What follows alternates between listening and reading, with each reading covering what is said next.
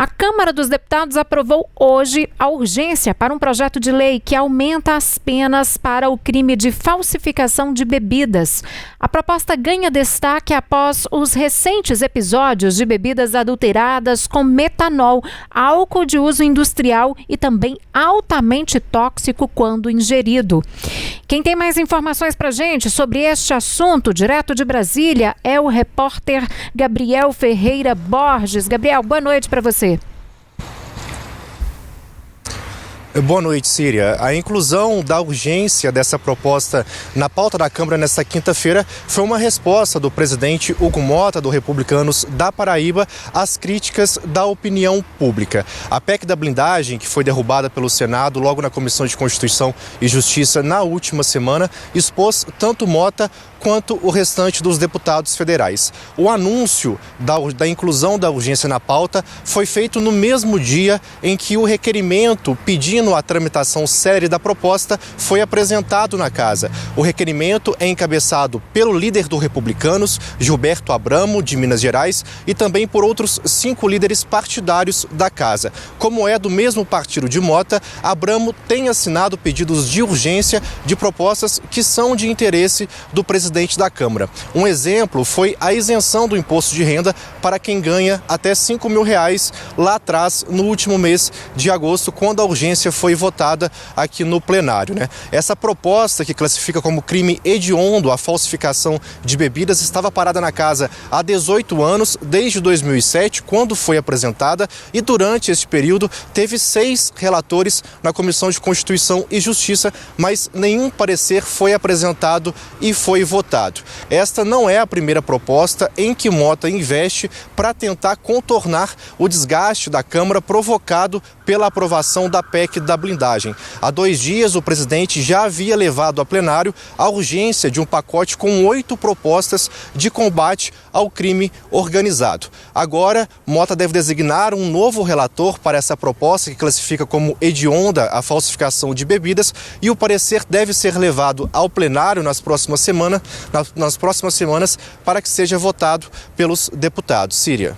Tá certo, Gabriel, muito obrigada pela sua participação. E ainda sobre esse assunto, os requerimentos de urgência, eles permitem, portanto, que esses textos sejam votados diretamente no plenário, sem passar, portanto, por comissões temáticas. O texto estava em tramitação na Comissão de Constituição e Justiça desde 2007, ano que foi apresentado pelo ex-deputado Otávio Leite, do PSDB do Rio. O projeto aumenta, portanto, as penas para o crime de falsificação de bebidas, como o Gabriel trouxe, que passaria de 4 a 8 anos de reclusão para 6 a 12 anos, portanto. E já foram registrados até agora 59 casos suspeitos de intoxicação por metanol, sendo 11 confirmados. Desses registros, 5 em Pernambuco, 1 no Distrito Federal e 53 em São Paulo. A gente tem os detalhes nessa arte que a gente vai colocar na tela para você, trazendo, portanto, estes números para te atualizar. Olha só. Os casos, portanto, notificados, 59, 11 confirmados, 5 em Pernambuco, 1 no Distrito Federal e 53, portanto, em São Paulo. Apenas uma morte decorrente desse tipo de intoxicação foi, de fato, confirmada pelo Ministério da Saúde no estado de São Paulo. Mais óbitos, mais 7 óbitos seguem, portanto, em investigação, sendo 2 em Pernambuco e os outros também em São Paulo. E para monitorar os casos de intoxicação, o Ministério da Saúde instalou hoje, em caráter extraordinário, uma sala de situação que reúne equipes técnicas dos Ministérios da Saúde, Justiça e Segurança Pública, entre outras áreas, para monitorar, portanto, essa situação. Os profissionais vão atuar na análise sistemática dos casos suspeitos, além do planejamento da organização, da coordenação e também do controle das medidas a serem adotadas, enquanto persistirem, portanto, os riscos sanitários e a necessidade de resposta nacional à intoxicação por etanol após o consumo de bebida alcoólica. Hoje, um caso suspeito foi registrado no Distrito Federal.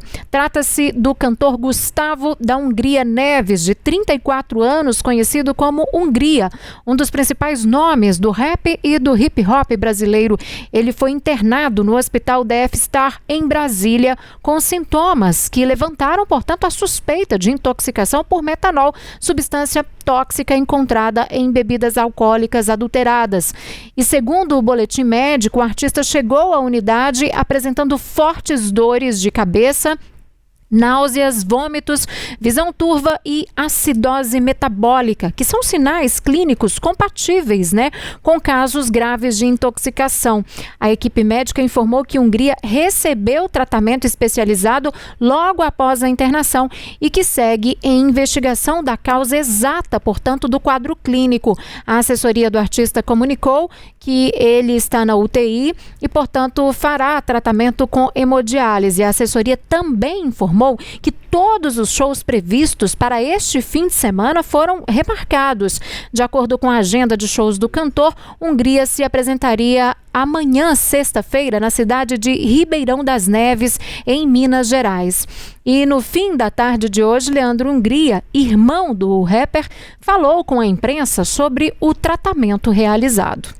São 4 horas de hemodiálise, tá? Já está na segunda hora, então por volta de 19h30 ele vai acabar a hemodiálise, vai entrar na dieta, vai comer, que ele está fraco, ainda não comeu nada devido aos cuidados dos médicos, mas está estável, está falando, a turvação na vista já acabou, mas está bem fraco, não está podendo ficar de pé, não está podendo levantar, não pode fazer nada de brusco a princípio, mas os resultados são, graças a Deus, os melhores possíveis. A ida para a UTI, mediante as informações que temos dos médicos, é justamente porque é um caso novo no DF, né?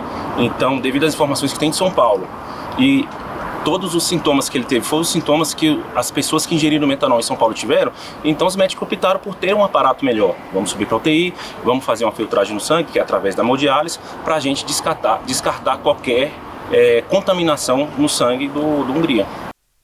Bom, e agora nós vamos conversar com o presidente executivo da Abrazel, que é a Associação Brasileira de Bares e Restaurantes, o Paulo Solmuti, para entender um pouco mais sobre toda essa situação, como que tem afetado essa cadeia, né? Paulo, boa noite para você, seja muito bem-vindo aqui ao Tempo News. Eu já começo perguntando para você qual que é a recomendação que a associação tem feito, tem repassado neste momento aos bares e restaurantes em relação a essa questão da bebida, hein? Ô Síria, obrigado pela oportunidade que nós estávamos falando. Eu queria primeiro destacar a nossa preocupação com as autoridades demorarem tanto para alertar a sociedade. No caso de Pernambuco, que você mencionou, parece que aconteceu em agosto. Então, a primeira coisa que eu gostaria de recomendar para a sociedade, para as autoridades, é celeridade nas apurações. Nós temos comemorando um fato muito positivo, não temos nenhuma contaminação oriunda de bares e restaurantes comprovada. Então isso dá um certo conforto, mas não afasta a pessoa. O setor está engajado em garantir mais e mais segurança aos dois. E para isso, primeira coisa que nós recomendamos e abrimos ontem foi um curso online feito com as associações, em parceria com as associações das principais do país. E esse curso foi um sucesso. Ontem, mais de 10 mil empresários participaram. Eu ainda não tenho os dados de hoje. Hoje a gente também teve mais 3 turmas, às 14, às 16 e às 18. Amanhã teremos outras 3, o que mostra a sensibilidade do setor para a importância de garantir uma segurança de todos os produtos, segurança do alimento. No caso específico, a gente está falando da bebida destilada. Então, esse tem sido a nossa recomendação, que se qualifique. Agora, também, se for o caso, a gente pode detalhar quais são as principais dicas. Pois é, isso que eu queria também que você falasse. Quem nos acompanha, as pessoas estão com muitas dúvidas nesse momento, né? As pessoas estão com receios e, de certa forma, com razão, é a saúde de cada um. A gente vê muita movimentação em grupos de WhatsApp, nas redes sociais, né? Quais são os principais cuidados, quais são as dicas que vocês podem repassar para essas pessoas na hora de fazer a compra, na hora de ingerir uma bebida alcoólica, portanto, Paulo? Primeiro eu queria dizer que nós estamos felizes e torcendo aqui pela recuperação do Hungria e também dizer que ele fez a coisa certa. Teve um sintoma, teve uma dúvida, procure um médico. Nós já tivemos vários médicos dizendo, inclusive o próprio ministro da Saúde, que não é fatal se atendido prontamente. Então, acho que esse é um alerta importante que a gente aproveitar a audiência aqui do tempo para dar para todo mundo. No que diz respeito ao nosso setor, nós temos algumas dicasinhas muito importantes que estão sendo compartilhadas nesse curso para todo mundo. Algumas são muito específicas para os donos de bares e restaurantes, mas tem algumas que servem também para a observância do consumidor. A primeira delas é: vamos procurar fornecedores de reputação, ou grandes indústrias, ou distribuidores que a gente tenha história e conhecimento. A segunda coisa, não comprar sem nota fiscal. A nota fiscal não garante que o produto não seja falsificado, mas ela provavelmente é um indicador muito forte, porque quem faz a bandidagem de falsificar uma bebida, um produto qualquer, está visando só lucro. E pagar imposto não é o que o bandido quer. Então, é um bom indicador. E aí a gente vai para um outro ponto, né? Também ligado aos bares e restaurantes, mas também serve ao consumidor comum. Um produto que você encontra, por exemplo, no supermercado ou numa loja de boa reputação por um preço supostamente, vamos supor, de R$100. E você oferece em você esse produto com 40%, 50% de desconto, algo tem que estar errado. A gente precisa desconfiar.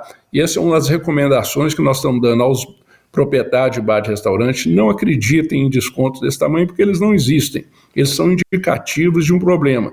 E ao consumidor também: não comprem produtos com descontos que você não sabe que não são comuns para aquele tipo de produto.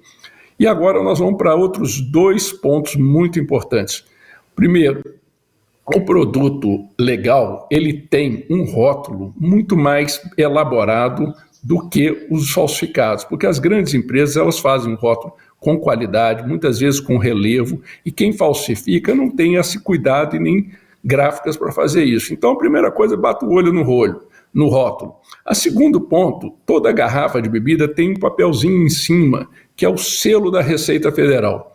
Esse selo da Receita Federal, ele é produzido pela Casa da Moeda. A Casa da Moeda produz a nota de dinheiro que a gente usa. Portanto, é um produto de qualidade dificílimo de falsificar, muito caro. O falsificador normalmente faz cópias xerox, impressão em gráfica rápida. Então, se você der uma olhada e comparar, se você vê um selo que não está com uma boa aparência, desconfie daquele produto. E aí tem mais 2 pontos importantes que estão mais ligados ao tato, aos sentidos. Primeiro, vamos falar do visual. Uma bebida destilada feita numa empresa de qualidade, ela é filtrada, portanto a cor é homogênea, em cima, no meio e embaixo. Se você, uma vodka, um uísque ou um gin feito com qualidade, ele é assim. Se você encontrar um produto que ele tenha diferenças de cor, um pouquinho mais escuro embaixo, um pouquinho mais claro, desconfie.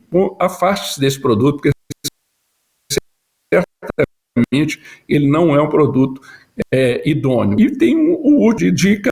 A gente está acostumado a tomar as bebidas, elas têm um cheiro próprio, e quando essas pessoas falsificam, elas falsificam com produtos muito agressivos, e eles têm um outro cheiro. Então, se a bebida não tiver com aquele cheirinho que você conhece, também desconfie e afaste desse produto. E por fim, o que a gente tem recomendado muito aos empresários: transparência, diálogo com o consumidor. O consumidor deve observar e poder enxergar a prateleira com as bebidas, para ele poder olhar o rótulo, o lacre, a cor da bebida. Ele deve, se quiser, até mesmo questionar o dono do bar se há uma nota fiscal, se ele tem realmente confiança no fornecedor. E acho que a boa notícia, voltando a ela, é que, felizmente, passados mais de 30 dias, né, porque nós temos inclusive um caso em Pernambuco de 29 de agosto, o falecimento no São Paulo foi no início de setembro. Passado esse período todo, nós não tivemos nenhum caso regional associado a bares e restaurantes no Brasil. O que a qualidade da segurança do nosso setor, a gente espera que isso seja o que vai se materializar daqui para frente, trazendo tranquilidade para quem nos frequenta. Olá, Paulo, boa noite. Eu queria insistir um pouco mais nessa questão que você acabou de explicar, né? Que recomendando para que bares, distribuidoras comprem de fornecedores confiáveis, para que os consumidores também prestem atenção ali nos rótulos, na cor da bebida, para que tenham uma certa segurança, né? Mas essa situação toda, claro, causa insegurança aos consumidores. A gente aborda aqui também, por exemplo, a comercialização de drinks, de produtos que são disponíveis em cardápios e que muitas vezes os consumidores não veem o rótulo do produto, né? Não veem o lacre ali.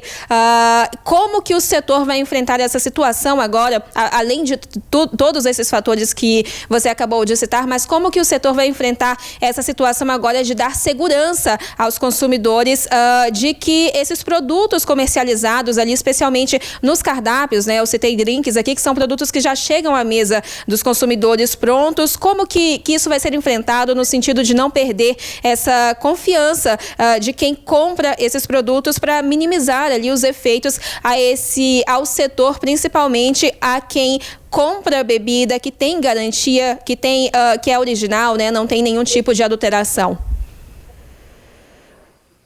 Síria, esse é um grande desafio e você tem razão em trazê-lo à discussão. Primeiro, eu queria levar uma reflexão da sociedade em torno da atuação do poder público. Nós aqui já apresentamos o nosso desconforto com a demora da autoridade de avisar que um problema desse que aconteceu há um mês atrás.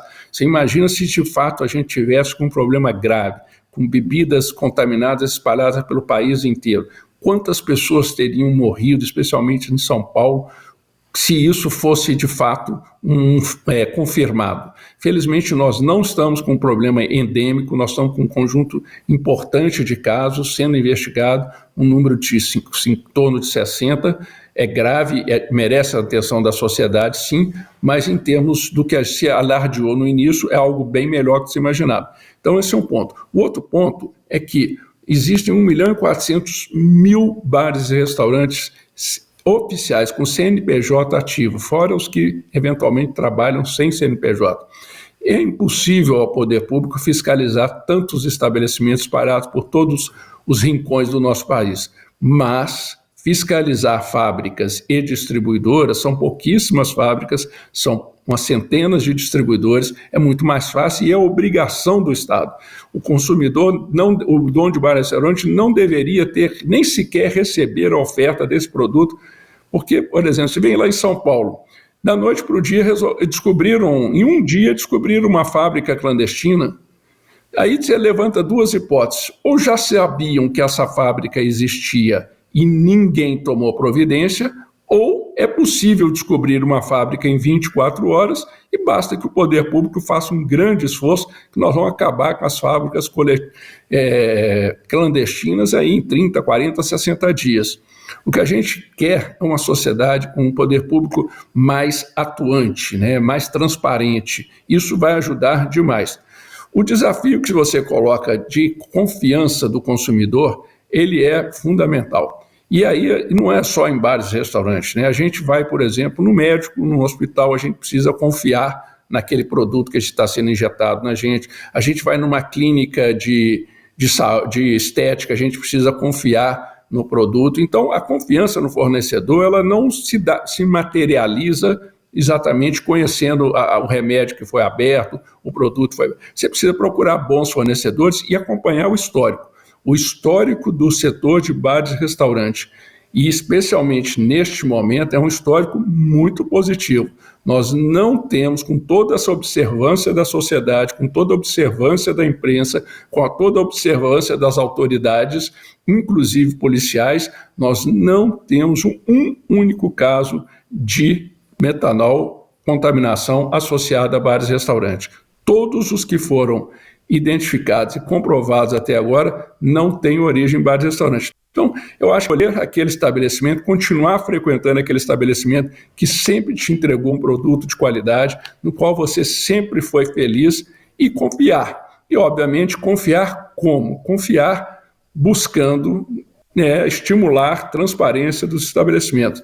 Por fim, eu falo que a gente tem que ser como os aviões. Não bastam ser seguros, eles precisam parecer seguros. Então, os donos de bares e restaurantes tem que se empenhar em dar segurança ao consumidor. Se for o caso, convide para conhecer o seu balcão, convide para conhecer sua cozinha, se abram a esta investigação do consumidor, ao diálogo com ele, porque todos teremos a ganhar. O consumidor por um produto saudável, lembrando que também frequentam os bares e restaurantes nossas famílias, nossos funcionários e nossos amigos. Então, nenhum dono de bar e restaurante faria um ato desse de maneira consciente, mas existem procedimentos a serem tomados e responsabilidades a serem cobradas, sim, do nosso setor. Tá certo. Paulo Zamudio é presidente executivo da Brasel. Paulo, muito obrigada pela sua participação conosco aqui no Tempo News e até uma próxima oportunidade. Obrigado, Síria. Vocês contribuem muito para a gente. Se puder dar uma dica aí para os bares e restaurantes, amanhã, às 14, 16 e 18, de graça, treinamento para garantir segurança para os nossos clientes.